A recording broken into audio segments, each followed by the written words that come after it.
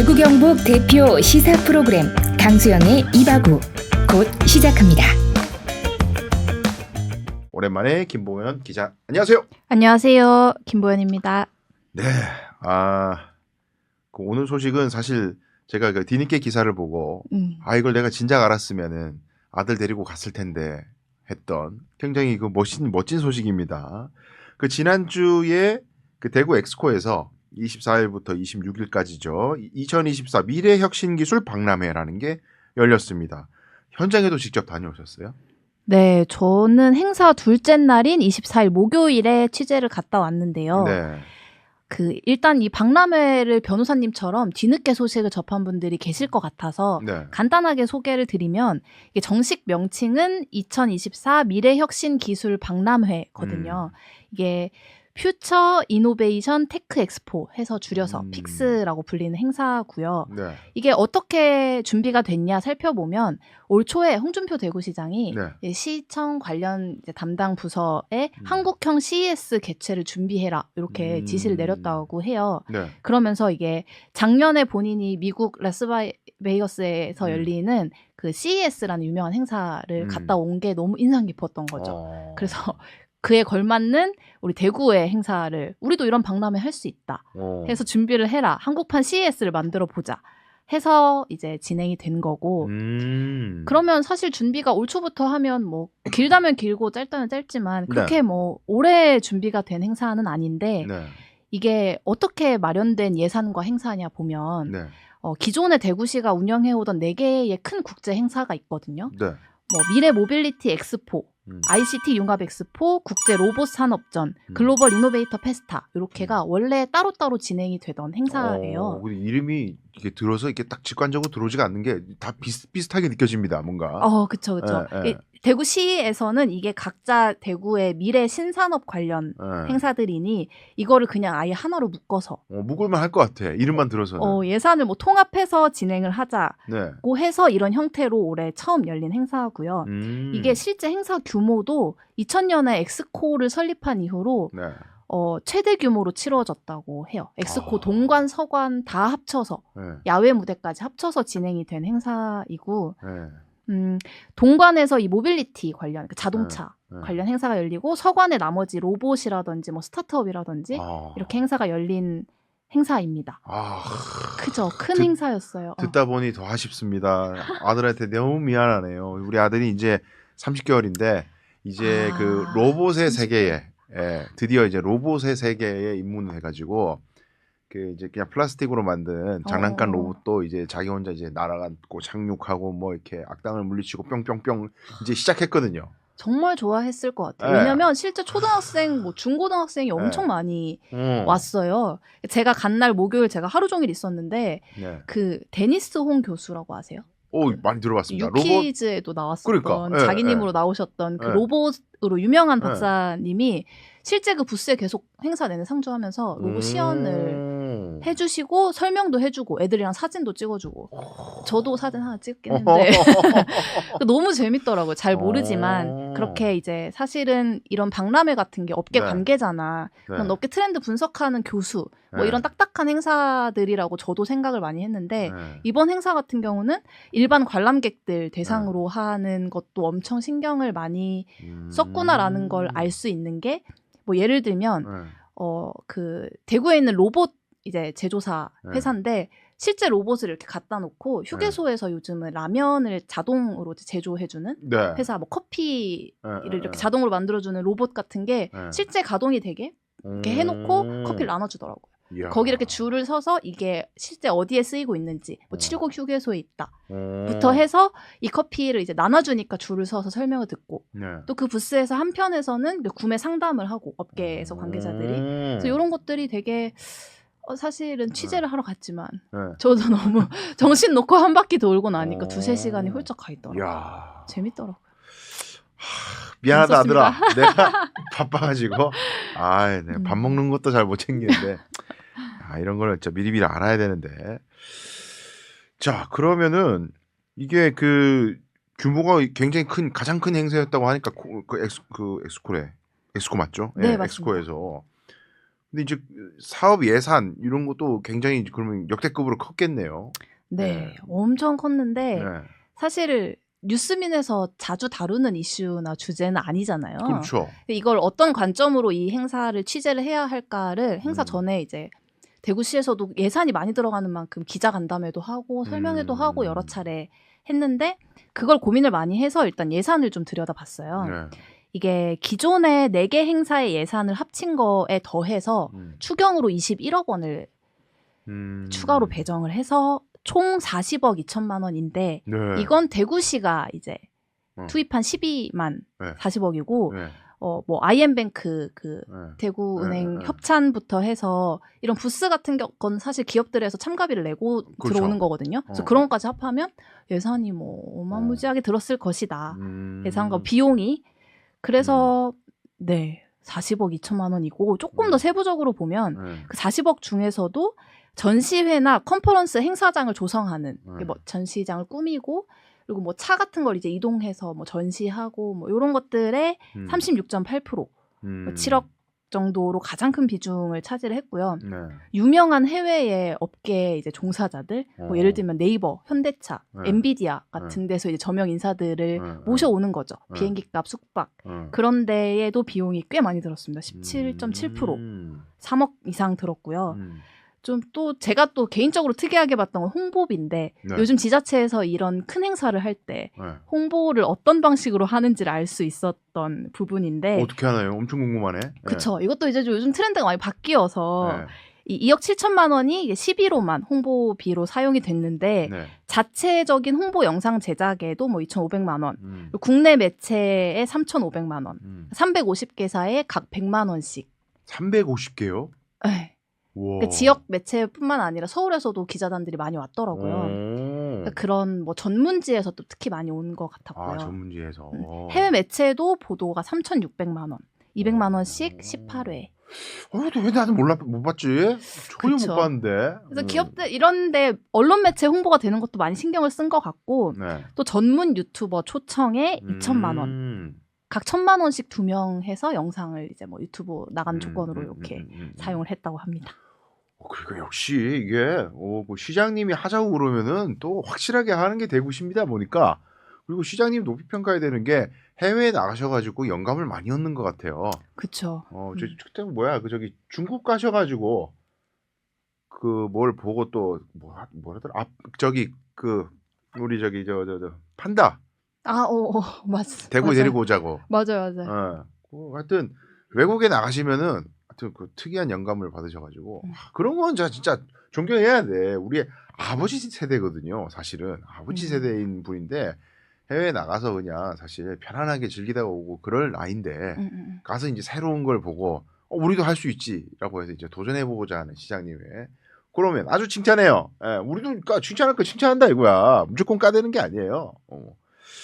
자, 근데 이제 어쨌든 이게 4개 박람회가 하나로 통합이 돼가지고 예산도 좀 늘리고 추경도 받고 이래서 아주 큰 행사를 이렇게 치렀는데 그러면 이제 분산돼서 하는 것보다 이렇게 모여가지고 큰 규모로 하는 게 뭔가 좀 더 효과가 있었나 이런 건 피드백을 한번 해야 될 것 같긴 해요. 그렇죠. 이게 어쨌든 우리가 막연히 생각했을 때 행사를 크게 치렀기 때문에 참가자도 많았을 것이고 그 부스 간의 어떤 교류라든지 실제 계약 성과라든지 이런 게 많았을 거라고 막연히 생각을 할 수 있잖아요.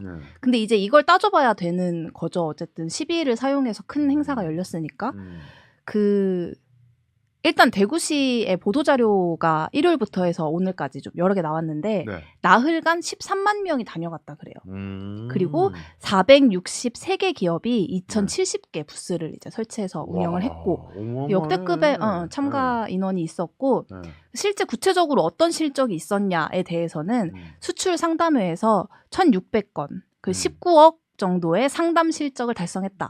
구매 상담회에서는 52개사가 285건의 구매 투자 상담을 이뤄냈다. 이렇게 나와요. 제가 오늘 물어보려고 전화를 했는데 오늘 많이들 쉬시더라고요. 힘드셨구나. 이제 완전히 올인하셨구나. 근데 제가 그 보도 자료들을 보고 좀 분석을 해본 결과로는 이게 되게 대단한 성과처럼 보이지만 사실 투자 협약 같은 거죠. 그러니까 상담은 상담이지 이게 실제 구매나 계약을 한 건 계약으로 아니구나. 이루어지는 네. 거는 뭐 그 다음 일이잖아요. 그렇죠. 그래서 그거에 대한 사실 대구시에서 통계나 평가가 필요한 거죠.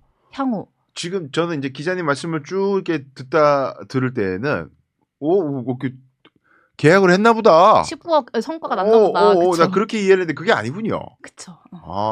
좀 더 꼼꼼히 좀 따져봤을 때 그래서 부스에 참가 기업이 얼마나 있냐, 네. 지역 기업들이 얼마나 참여를 했냐가 중요하잖아요. 네.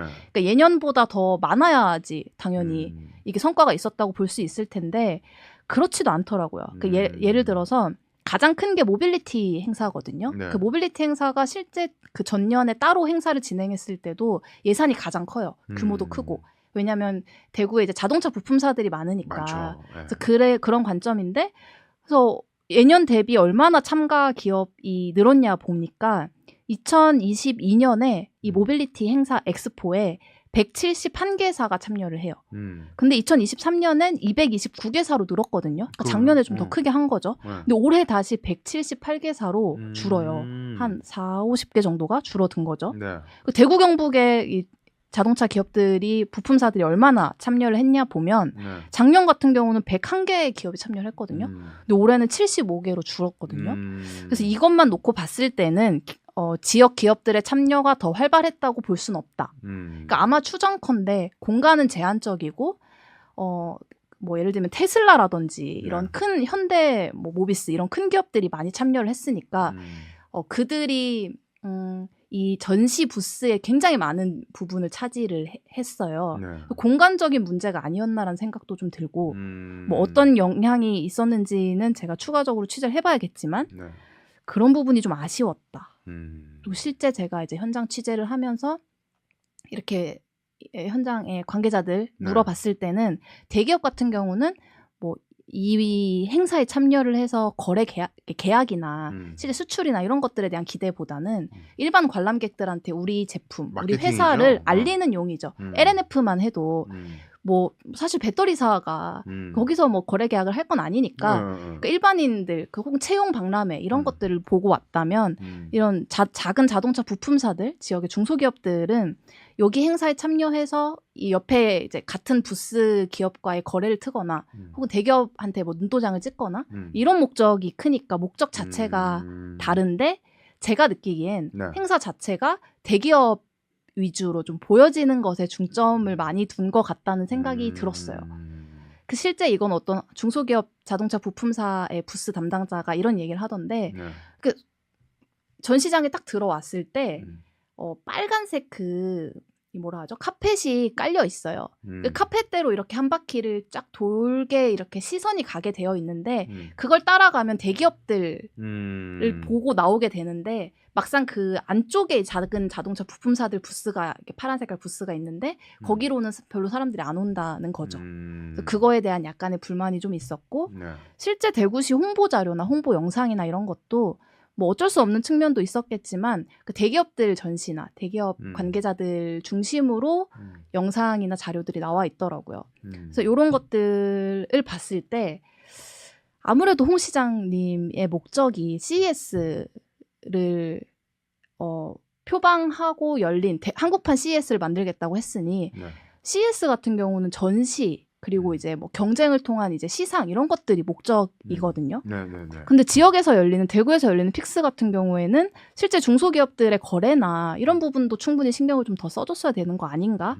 이런 데서 좀 아쉬움이 있고 이게 또 홍 시장님의 어떤 정책 전반에 좀 기저에 깔려 있는 부분도 있다고 전 생각을 하는데 어떤 건가요? 대구가 서울만큼 큰 행사를 치를 수 있다.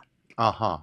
뭐 이런 뭐 대구 경북 합하면 서울시의 몇 배다 뭐 이런 얘기를 자주 하시잖아요.